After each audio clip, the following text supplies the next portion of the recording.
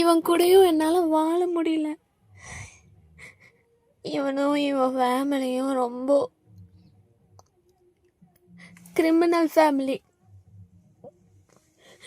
இவங்கெல்லாம் யோசிச்சுதான் என் வாழ்க்கையை வீணாக்கிட்டாங்க.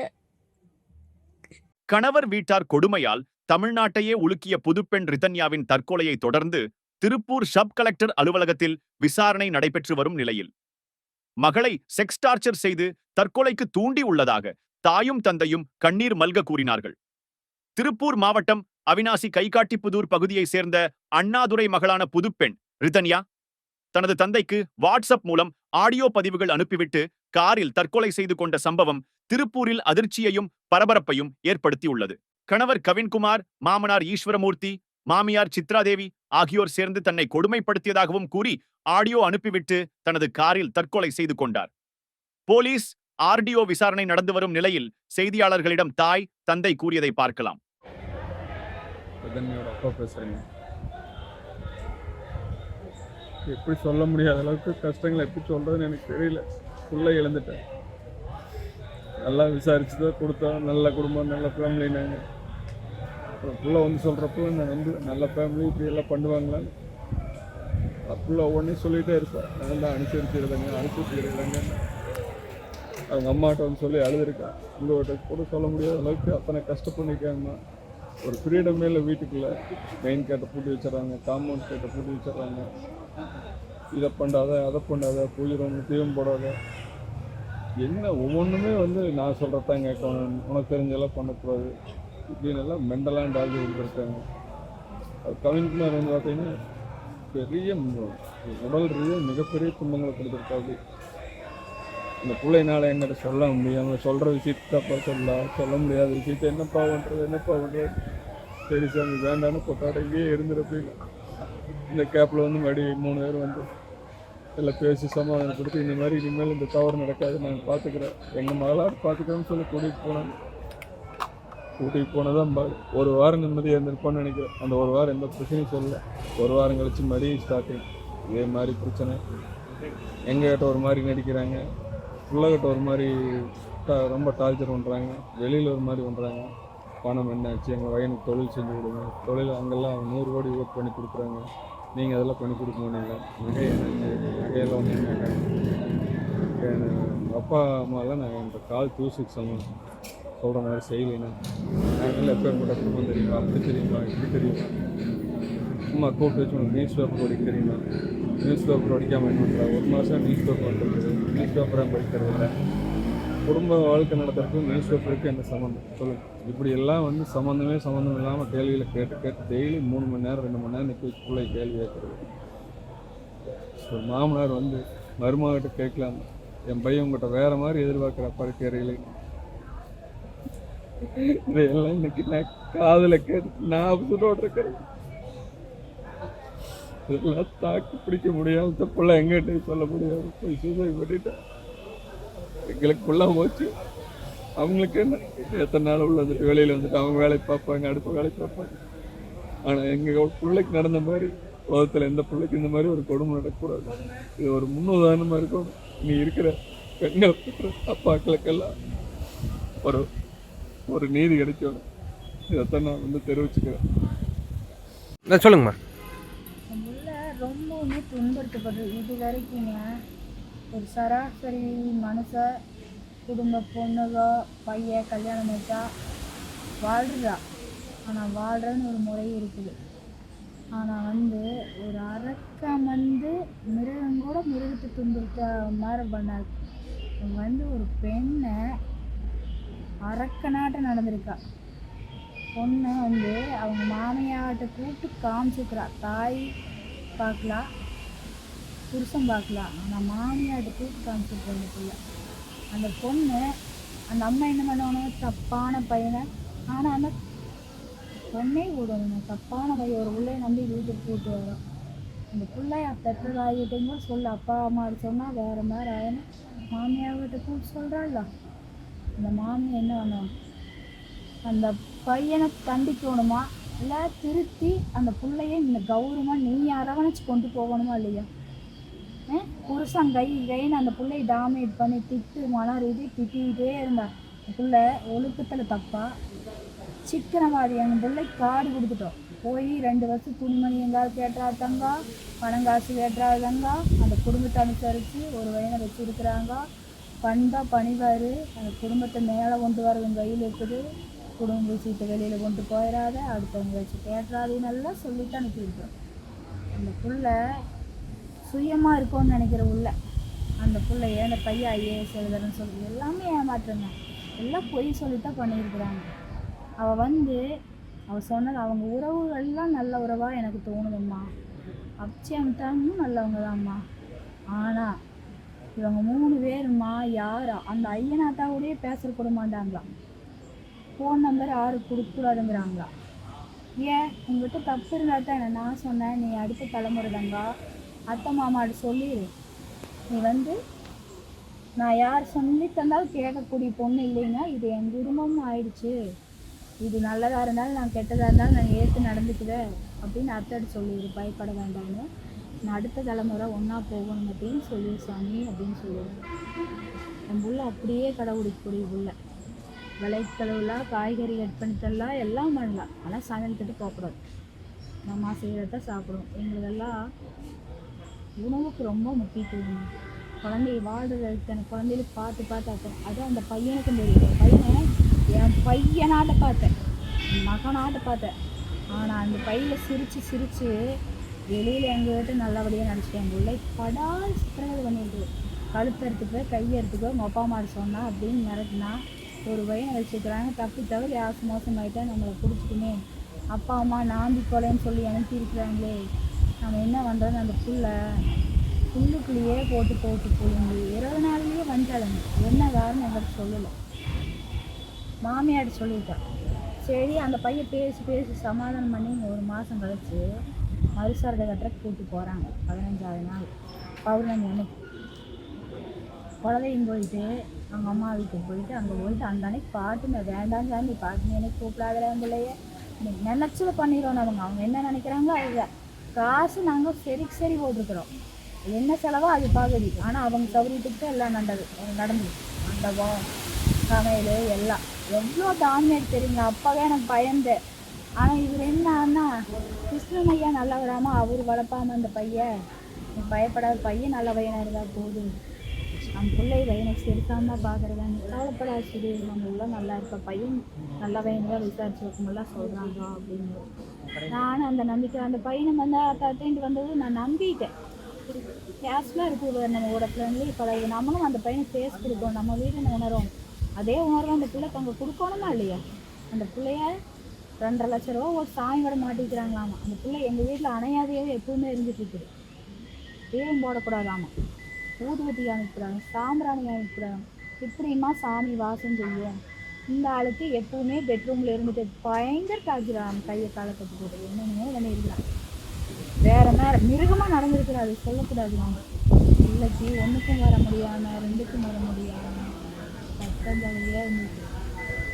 ரொம்ப என் புள்ள சித்திரவத்தைக்கு அத்தனையும் தாழ்பட்டு அப்பா அத்தனை பண்ணி அசிங்கப்பட்டுறக்கூடாது. அப்பாவுக்கு தெரிஞ்சுன்னு அவங்க அப்பனுக்கு தெரிஞ்சதுன்னு வைங்க, இது வேறு கேஸில் 80 வந்து உள்ள இருந்திருப்பார்.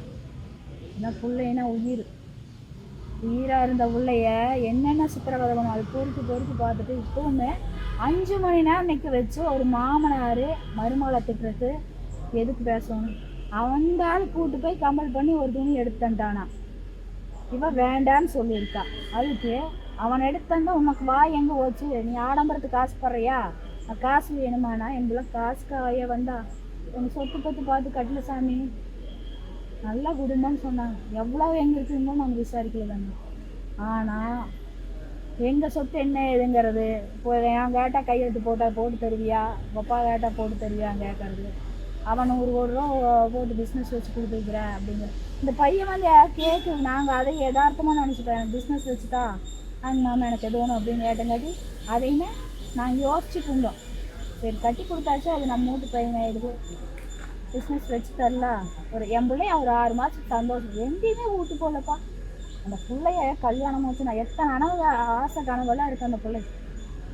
உனக்கு நீ என்ன மில்லு வச்சு ஓடுறிய எதுவும் ஏதாவது பண்ணுறியா, ஆனால் நீங்கள் என்னமோ அம்பானியாட்டம் எங்களை எங்கள் கல்யாணம் மூஞ்சி 3 தடவை வந்திருக்கிறாங்க. பொண்ணு பார்க்க வந்தாங்க, பொண்ணு அழைக்கிறதுக்கு வந்தாங்க, இந்த பஞ்சாயத்து என் பிள்ளைய பார்க்கறதுக்கு. சம்மந்தி வீட்டு அப்படி தான் வருவாங்களா, எல்லாத்தையும் டிஸ்டன்ஸ் மெயின்டைன் பண்ணுறது. நான் அவங்க வீட்டுக்கு புனியாச்சலுக்கு போனேன், மராளப்புக்கு போனேன், பிள்ளை நைட் 2 மணிக்கு கூப்பிட்றதுக்கு போனேன். சம்மந்தி இப்படித்தானே, நாங்கள் ஃப்ரெண்டாக இருக்கோம்னு நினச்சோம். முதல்ல எல்லாம் சொன்னோம், எனக்கு ஒரு அண்ணன் நம்பி தான் வேணும், சம்மந்தி வேண்டாம், எங்கள்கிட்ட அன்பை மட்டும் கொடுங்க, நாங்கள் உங்கள்கிட்ட எதுவுமே எதிர்பார்க்கலைன்னு கல்யாணத்துக்கு முன்னாடியே சொன்னோம். எங்களை டாமினேட் பண்ணால் பிடிக்காது, என்ன வேணுமோ என் பிள்ளைக்கு நாங்கள் தாராளமாக பண்ணுவோம். இப்போவும் எடுத்தோன்னே கொடுத்துட முடியுமா சாமி? இவங்க மேலே என் பிள்ளைக்கு நம்பிக்கை இல்லை. கொஞ்ச நாள் தான் அப்பப்போ போட்டு போயிட்டு இருந்தான். அந்த பையன் திருப்பி பார்க்குறதாம, இது கேடியமாக இருக்கு, அவங்க அம்மா சுரை பார்க்குறதாம. இதெல்லாம் என்னப்பா, நாங்கள்லாம் பொய் பேசி போல போட்டுற ஆளுகளை சொன்னால் இவ்வளோன்னு இவ்வளோ இதை. இந்த இப்போவுமே நான் எதுக்காக இந்த இவங்களை சிக்க வைக்கணுங்கிறக்காக பொய் வரட்டு இல்லை. என் புள்ள அவ்வளோ ரணப்பட்டுருக்குற, உடம்பெல்லாம் அத்தனை புண்ணு.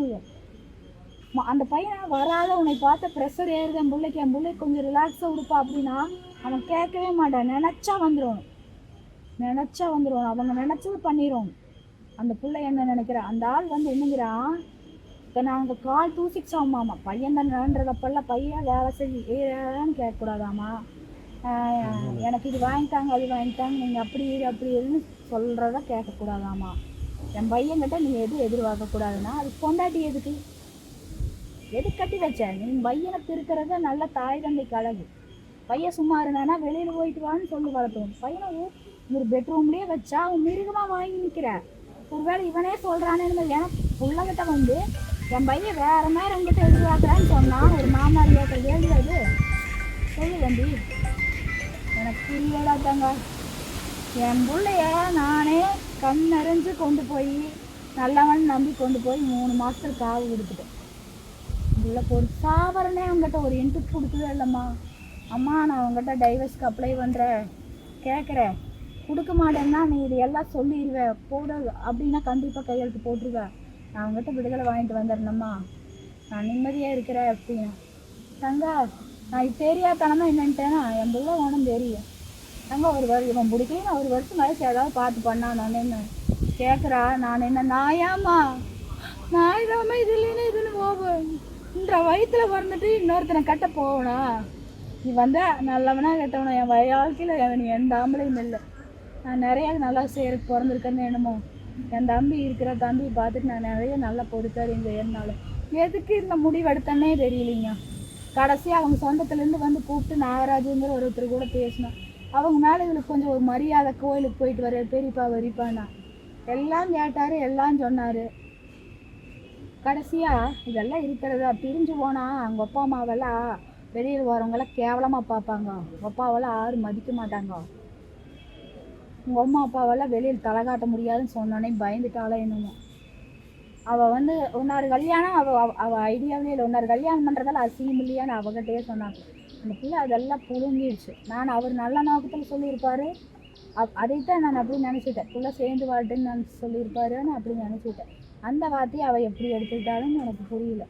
ஆனால் அவள் அந்த பையன் தான் கோயிலுக்கே வரலையே. கல்யாணம் முடிஞ்சு 1 வாரத்துலையே திருச்சிக்கிட்ட நாங்கள் பெருமா கோயிலுக்கு போயிட்டு வரோம், எங்களுக்கு வேண்டுதலுக்கு மாப்பிள்ளை போயிட்டு வரலாங்காட்டி திருப்பதியுமே முருகர் கோயிலுக்கு தான் வருவேன். எனக்கு அனாவசியமாக கோயிலுக்கெல்லாம் கூப்பிடாதீங்கிட்டாங்க. கல்யாணம் முடிஞ்சு ஒரே வாரத்தில் பிள்ளைய தனியாக கோயிலுக்கு கூப்பிட்டு போகிறோம்ப்பா. அந்த பையன் எங்கேயுமே கூப்பிட்டு போகிறதில்ல. இவங்களும் அதை பற்றியெல்லாம் கண்டுக்கிறது இல்லை. தப்பே அவள் எப்படியோ போயிட்டு போகிறான்னு விட்றாங்க. அவங்களுக்கு தேவை என்னன்னு தெரியல. ஒரு பழம் கொடுத்துட்டா தூக்கி டெஸ்ட் பண்ணி வர்றாங்களாமா, யாரோ தூக்கி கொடுத்துட்றாங்களாமா. அப்புறம் கிஃப்டெல்லாம் வந்ததுப்பா. கிஃப்ட் என்னங்கிறாங்க, அது என்ன லோ குவாலிட்டியாக கொடுத்துருக்குறாங்க. வெள்ளி பாத்திரமெல்லாம் போச்சு, அதை சொல்கிறது. இதென்ன சாமி வடமெல்லாம் உங்களுக்கு பழசெல்லாம் தஞ்சாவூர் பெயிண்டிங் பழசை கொடுத்துருக்குறாங்க உங்களுக்கு சொந்தக்காரரெல்லாம். அப்படி அவங்க இதெல்லாம் அந்த கிஃப்ட்டும் கூட வெள்ளி இல்லை. எப்போ அங்கே தூக்கி இங்கே தூக்கி போட்ட உடையுமா இல்லையா? அந்த அம்மா அப்படிங்குதா. திருப்பதியிலேருந்து லட்டு வாங்கிட்டு வந்திருக்கா, அது இவ காசு போட்டு வாங்கியிருக்கிறேன். அங்கே 6 லட்டு எடுத்துகிட்டு வந்துருக்கு. அதுக்கு இந்த அம்மா எனக்கு 9 லட்டு வேணும் வாங்கிட்டு போய் கொட்டி பார்க்குறாளாமா. அப்போ இப்போ அவங்க அப்பனுமானும் அது தப்புன்னு தெரிஞ்சு அவங்க அம்மாவில் பேசுனாங்களாம். அந்த ஆளே காப்பி மருமகளுக்கு என்னைக்கோ ஒரு நாள் நல்லா ஊற்றி வருமா, வரும்போது பால் குடிச்சு உடம்ப தேத்திக்க அப்படின்னு. சரி மாமா சொல்லியிருக்கிறாரேன்ட்டு போய் பாலை காப்பி போட்டு குடிச்சோடனே சரி பால் ஊற்றி குடிச்சிருக்கிறா. இப்போ இந்த அம்மா வந்து நான் காப்பி போட்டு குடிக்கலான் இருந்தேன், நீ குடிச்சிட்டியா? அப்படின்னா அத்தை நான் போய் பால் வாங்கிட்டு வர அப்படின்னாங்க. இல்லை மாமனையும் வாங்கிட்டு வர சொல்லான்றது விரதம் இருக்கிறான்னு தெரியுமில்ல, நீ முட்டை வறுத்துன்னு இருக்கிறே இல்லை, நீ எனக்கு ஒரு உள்ள வரமே நீ இப்படித்தான் இருக்கியோ இல்லை உங்கள் பையனை விட்டுருவியா? அந்த பையன் சரியான சூறையாமா, படுத்து தூங்கிட்டே இருப்பானாமா. அவங்க அம்மா அப்பாட்ட செல்லெல்லாம் எடுத்துட்டு எதை பண்ணுவானாமா, இதுகளுக்கும் தெரியாதா? அவங்க அம்மா அப்பாவிட்ட ஒரு முகத்தை காமிச்சிருக்கிறா, பொண்டாட்டிகிட்ட ஒரு முகத்தை காமிச்சிருக்கிறா, எங்ககிட்ட ஒரு முகத்தை காமிச்சிருக்கிறா, உறவுகிட்ட ஒரு முகம். இவங்களும் மதிய தானாமா, வீட்டுக்குள்ள இருந்தால் ஒரு மாதிரியா, சொந்த பந்தத்துக்கு முன்னாடி இவன் மேலே அக்கறை பாச மாட்டோம். எனக்கு இவங்களை சர்ச் பண்ணவே முடியலம்மா. சொந்த தாத்தா பாட்டியால் போய் ஆசீர்வாதமாக போகலான்னா அதெல்லாம் பழக்கப்படுத்த முடியாது, அதெல்லாம் வரக்கூடாது, அவங்கெல்லாம் ஆகாது அப்படின்னாங்க. எங்கள் குடும்பத்தில் எங்கள் ஆத்தாவுக்கு ஐயாவும் இல்லை, எங்கள் அம்மத்தாவுக்கு அப்பச்சியும் இல்லை, இங்கே தான் 2 பேர் இருக்கிறாங்க. ஆசீர்வாதம் வாங்க நல்லதுன்னா அது கூட மாட்டேங்கிறாங்களாம். சின்ன சின்ன விஷயத்துல எல்லாம் அவளை மென்டல் ரூபை சாத்தி வச்சு எப்படித்தான் இருக்கு, தேவும் போடக்கூடாது. இது வச்சு அவளுக்கு தான்மீகமான உள்ள. வெள்ளிக்கிழமை கோட்டமணியம்மன் கோயிலுக்கு போவா, சனிக்கிழமை லட்சுமி நரசிம்மன் கோயிலுக்கும் ஐயப்பன் கோயிலுக்கும் போவா. அது ரெகுலராக பண்ணுறது. கல்யாணத்துக்கு முன்னாடியே அந்த பையனுக்கு சொல்லிட்டா. நாங்கள் சொன்னதை எதுவுமே மாற்றி பண்ணலங்க. என் புள்ள நான் இப்படின்னா இப்படித்தான் இருப்பேன். அவளுக்கு பொய் பேசினா சுத்தமாக பிடிக்காது. அந்த பையன் பொய்யை மட்டும்தான் பேசியிருக்கிறான். நான் என்னை நம்ப வச்சுட்டானா பாரு, எனக்கு என் மகனாவே நினச்சேன். அந்த பையன் எப்படி நினச்சிட்டு தெரியுமா? ஆனால் என் பிள்ளை அப்படி சித்திரவதை பண்ணி கொடுமை பண்ணியிருக்கிறாங்க. எப்போ 3 மணி நேரம் 5 மணி நேரம் ஒரு ஆம்பளைக்கு மருமகிட்ட எடுத்து நிற்க வச்சு கேள்வியாக அதை என்ன தப்பு பண்ணேன் சொல்லுங்க. அடிச்சு கொடுமை பண்ணாங்களாக்கா? அந்த ஆள் அடிக்கல, அந்த ஆள் மென்டலியா. ஏன் நான் நிற்கிறவங்க வந்து சும்மா பையன் பண்ணதப்ப உங்களையே கார்னர் பண்ணி திட்டிகிட்டே இருந்தாங்க. ஒன்றும் பேசாதவங்களே. தப்பா ரைட்டா? ஆமாங்க மாமானா ஒரு வடி மேலே போயிட்டேன் என்ற இடத்துல, இல்லை மாமனா ஒரு வடி கீழே போயிட்டேன் அப்படிங்கிறதாமா.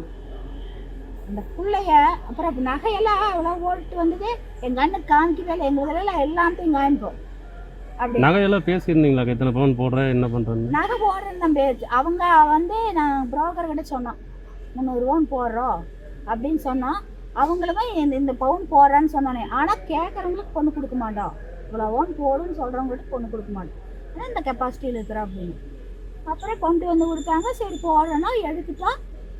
பிள்ளைக்கு நகையெல்லாம் எடுத்தாச்சு. கொஞ்சம் உருவம் பண்ணுறது கொஞ்சம் நகை இருக்குது, மீதியெல்லாம் உருவம் பண்ணியாச்சு. பாப்பா இப்போ தானே கல்யாணம் ஆகிருக்குது, அதனால் என்ன பண்ணால் ஒவ்வொன்றாத்தான் போட்டு போனோடனே நம்ம திருப்பி பார்க்குறது இது பண்ணுறது. இவர் இப்படி பேசினோடனே அவங்களுக்கு டவுட் ஆயிடுச்சு.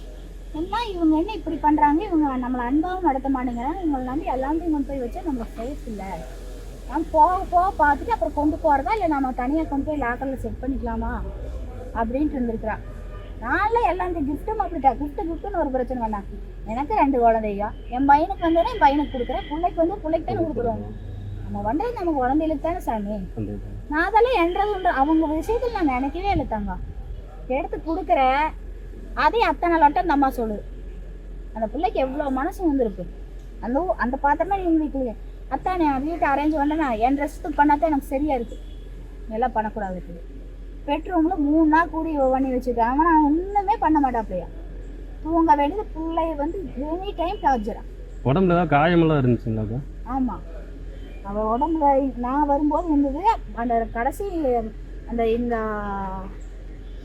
12 நாளா 20 நாள் கூட்டு வர நைட் 2 மணிக்கு கூட்டு வந்தேன்னு சொல்லலாம். அப்போ லைட்டு இப்படி வளைஞ்சது, இப்படியே வளைஞ்சாத இருக்கிறான். கேட்டால் ஒன்றும் இல்லைம்மா, ஏன்னா அப்பா அம்மா வருத்தப்படுவாங்க. நான் திட்டிடுவேங்கப்பா, என் பிள்ளைய திட்டிடுவேன், தப்பை கண்டா திட்டிடுவாங்க. அப்பா கண் பார்வையிலேயே கட்டுப்பட்டுக்குவான். அவங்க அப்பா திட்ட மாட்டார், அடிக்க மாட்டார். பிள்ளைன்னா உயிர், தப்பை கண்டா விட மாட்டார், பேச்சை நிறுத்திடுவார். அப்படித்தான் எங்கள் குடும்பம் ஜாலியான ஃபேமிலி. ஒன்றா உட்காந்து அவங்க வீடு திக்காலுக்கு ஒன்று இருக்கிறாங்க. ஏமா என்னை இப்படி பார்த்து இப்படி ஒரு குடும்பத்துக்கு கொண்டு போனேன், சொன்னது ஒன்றும் செயல் ஒன்றுமாங்க, ஒற்றுமையே இல்லை, பாண்டிங்கே இல்லை. அவங்க மாமனார் கல்யாண நாளுக்கு மத்தியானம் தான் அந்த பையன் சொல்லுது, இவங்க கல்யாணம் போட்டாவிலேருந்து அவங்க மாமியாரை தனியாக எடுத்து வீட்டுக்காரருக்கே தெரியாமல் சர்ப்ரைஸாக பண்ணுவோன்ட்டு அந்த பிள்ளை கேக்கு எல்லாம் வாங்கிட்டு அங்கே போனால் நாங்களாம் கொஞ்சம் பார்த்துப்போம். கூட்டு பெரிய இடத்துக்கெல்லாம் போக மாட்டோம். ஒன்றா வீட்டில் செய்வோம், இன்னும் சின்ன ரெஸ்டாரண்ட் கூப்பிட்டு போய் அவங்களுக்கு சந்தோஷப்படுத்துவோம். அந்த நினைப்பில் சரி நாம சம்மந்தியில் கூப்பிட்டு போய் இது பண்ணலாம் அப்படின்ட்டு பாண்டிங் யாருக்கு முயற்சி பண்ணுவோம். ஆனால் எங்களுக்கு அதுல எல்லாம் இன்ட்ரெஸ்ட் இல்லை, நாங்கள் சாப்பிட்டு வந்துட்டோம் அப்படின்னா ஒன்று அந்த வீட்டுக்கு நமக்கு போகணுமா, சரின்ட்டு சரி நீங்கள் போயிட்டு வந்துருங்களாமான்ட்டு இவங்க கேக் வாங்கிட்டு போய் கொடுத்தோன்னே அந்த அம்மா ஒரு இன்ட்ரெஸ்ட் காமிச்சிக்கலையாமா, கேக் மட்டும் சாப்பிட்டாங்களாமா. அவங்க மாமனார் வேணால் சந்தோஷப்பட்டாராம். ஆனால் அப்படியெல்லாம் ஒவ்வொன்றும் மூமெண்ட் எடுத்து வைக்கிறவங்கள எவ்வளோ அன்பாக பார்த்துப்பேன். இந்த இறந்த அன்னைக்கு உங்கள் வீட்டில் இருந்து கார் எடுத்துகிட்டு போச்சுன்னா அவங்க எங்கள் வீட்லைங்க அதான் முந்தின ஞாயிற்றுக்கிழமையே வந்துட்டாளுங்க. அந்த சார்ஜர் வந்தீங்க அதான் காலையில் நிற்க வச்சு திட்ட ஆரம்பிச்சது. 3:30 மணிக்கு தான் ரிலீஃப் ஆகிருக்கிறாவோ. அந்த அம்மா என்ன ஏது எதுக்கு பிள்ளை திட்டுறீங்கன்னு கேட்கணும் இல்லையா? நம்ம பையனை திட்ட வேண்டியது நீங்கள் எதுக்கு பிள்ளை பேசிகிட்டு இருக்கிறீங்க அப்படின்னு. தொழில் வச்சு கொடுக்கணும் அப்படின்னு நாங்கள் தான் சரின்ட்டுமே உங்கள சந்தோஷமாக இருந்தால் பிள்ளைக்கு பண்ணால் மாறி பண்ணுறோம். நான் உனக்கு பையனாக தான் இருக்குது. அவங்க வீட்டில் 1 குழந்தையா இருக்குது. அந்த பையன் ஒன்று தானே, நல்லதாக இருந்தாலும் கெட்டதாக இருந்தாலும் நம்ம தான் பார்த்தாகணும். அது 1 கிலோமீட்டர் இருக்குமா தாங்க, 1 கிலோமீட்டர். இத்தனை வருஷம் கோயம்புத்தூர்ல இருந்தாங்க. விசாரிச்சு வைப்பமெல்லாம் தாங்க. எப்படி நான் அந்த பையன் என்னையே ஏமாத்திருக்கிறான்ல, சாப்பிட்டா டம்ளர் கொண்டு போய் அங்கே வைப்பேன், இது வேணும் இப்படி இப்படின்னு சிரிச்சுக்கலாம். மூஞ்சி மதுக்கு தகுந்த மாதிரி வடிவா இருக்குதா, தங்கமான பையன் யாரும் நம்புவாங்க. இல்லைங்க அமிச்சு இல்லைங்க மாமா அப்படின்னு உள்ளுக்குள்ள இருக்கிற அரக்கனை யாருக்கு தெரியும்? ஓதி மலை வீட்டு போயிருக்கிறேன், சாமி கும்பிட்டு பிள்ளை கையோட வீட்டு வரணும்ல. அங்கே ஒரு பிள்ளை நான் ஏன் தான் அழகாக பிறந்தோனான்னு பிள்ளைங்கனாண்டு ஓடுறானாலும் என் பிள்ளை என் மலை எழுதி தனியாக வருவேன். எவளை பார்த்து இவ ஒரு கட்டின கொண்டாடி ஒரு 2 மாதம் கூட ஆகாமல் இவ்வளோ இருக்கு, அவள் இருக்கிறா, இவ என்னோட கிரஸ் அவள் என்னோட கிரஸுங்கிறதாம. எவ்வளோதான் அந்த புள்ள மலை பையனுக்கு வேற ஏதாவது லவ் ஆஃபர் அந்த மாதிரி இருந்துச்சு? அது தெரியல. ஏதோ நைட்டு ஒரு புள்ள ஃபோன் பண்ணுச்சுமா, நீங்கள் ஹனிமூன் அந்த பிள்ளை கல்யாணம் ஆகலையா, நீங்கள் ஹனிமூன் போகிறதா இருந்தால் நானும் கூட வரேன் அப்படின்னாலாம். அதுக்கு தான் இவன் சத்தம் போட்டா. அவங்க மாமியார்ட்ட போய் பேசினான். இவன் வந்து என்ன பார்த்தவங்கள மேலெல்லாம் ஆசை, அதுக்கு வேற மாதிரி தான் இருந்திருக்கும். என் குடும்பத்தில் வந்து நல்லவனாட்டு நடிச்சு இப்படி ஒரு அந்த ஆள் எவ்வளோ நியாயமாக பேசுவாங்க. எனக்கு பெருமை பீத்தக்கரைனா பெருமை பீத்தக்கரை அவ்வளோ ஒரு இது. உலகத்துலேயே இவன் ஒன்றுதான் உத்தமே, மற்றவங்களாம் ஐயோ நாங்கள் பாரம்பரிய குடும்பம் அந்த ஐயன் ஆத்தால சொல்ல தண்ணியானவங்க நான் பார்த்த வரைக்கும் இருந்தாங்க. ஆனால் இந்த ஆள் பேச்சுக்குமே செயலுக்கு சம்மந்தமே இல்லை. ஒரு இவ்வளோ தப்பு நடக்குது, ஒரு பொம்பளை தான் தட்டி கேட்கணும். அந்த அம்மா என்ன பண்ணா, எதுக்கு மருமகளை பேசுறீங்க, உன்னை அம்மாவால் தான் நடத்தினாங்க, என்னங்கத்தான் செய்யறது, வெங்காயம் முடிச்சு வைக்கிறாள், அவங்க வச்சு போட்டு போயிட்டாலும் இவங்க அவங்க ரூமில் போய் படுத்துட்டாங்களா. அந்த பிள்ளை என்ன வேணும் எடுத்து வச்சு வெங்காயம் எங்கள் மாமியார் சொல்கிறதான் பண்ணிட்டு இருக்கிறா. ஏன் என்னைய ஒன்றும் கேட்டு நீ ஓடிக்கல, ஒன்றும் வேணுமா அப்படின்னு நீ கேட்கணுமா இல்லையா அப்படின்னா, என்ன அடிமையாக கூப்பிட்டு போயிருக்காங்க, இல்லை ஒன்றுமில்லாத உள்ளே கூப்பிட்டு போயிருக்கிறாங்க. ஒன்றுமில்லாத உள்ளேயும் கூட ஏற்றுக்க மாட்டாளுங்க. என் பிள்ளைய அவங்க அப்பா என்ன தப்பாக சொல்லி அனுப்பிட்டாருன்னா, குடும்பத்துக்கு கட்டுப்பட்டு இருக்கணும், நிறைவுறையில் அட்ஜஸ்ட் பண்ணணும், அவங்க உனக்கு புரிஞ்சுக்க டைம் எடுத்துக்கணும், அமைதியாது எது சொன்னாலும் நீ ரியாக்ட் காமிச்சிடாத சரிங்கட்டினா அவங்க காலப்போக்கில் உங்க மேலே அன்பை காட்டுவாங்க சொல்லிட்டு எதுக்கு நிலன்னு சொல்லி கொடுத்துருக்கனா அப்போ அவங்கள போடான்ட்டு வந்திருக்கோம்.